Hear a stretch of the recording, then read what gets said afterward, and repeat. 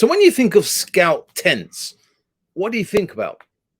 You're probably thinking of these ones, the traditional Icelandic patrol tents, or maybe the dome tent. Well, I'm in this predicament. The tents I currently have now are old. They're like literally 10 years old.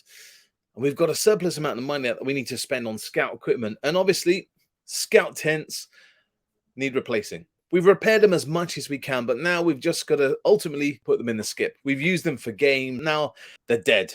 We can't use them again. So we've got to replace them.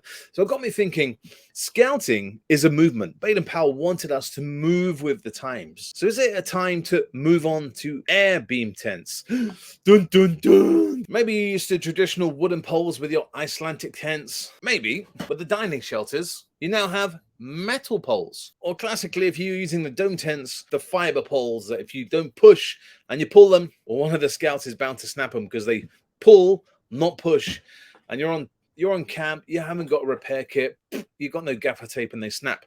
So I'm been thinking about, do I break tradition and replace those tents there for air beam tents? Personally, my personal tent is this 4.1 XL large from Decathlon. I use it all the time. It's got a big bedroom. It's got a bit of a dining room. Goes up within seconds. My kids can pump it up.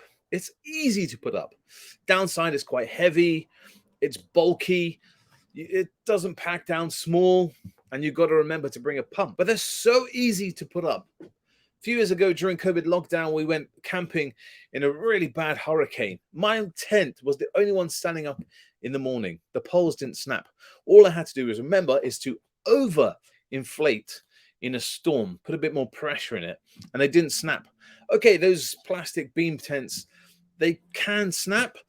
And if you've got a scout who's got a knife or a tent peg, they're going to damage it either way, aren't they? They're going to damage a traditional tent. They might, snap the poles or whatever. Or they might puncture with a knife. But that's done on purpose.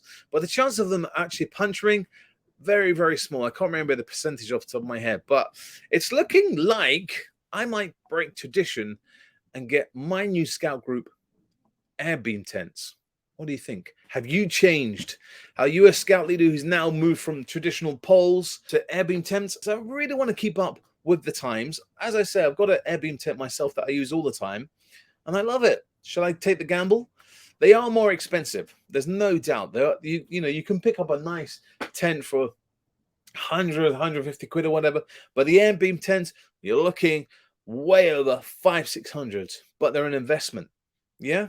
So sometimes it's better to pay a bit more and get a decent quality tent. I don't know. Would you take the gamble? Are you going to move to air beam tents? Comment below. I'd love to know what you think about air beam tents. Till next time, guys. Take care and happy camping.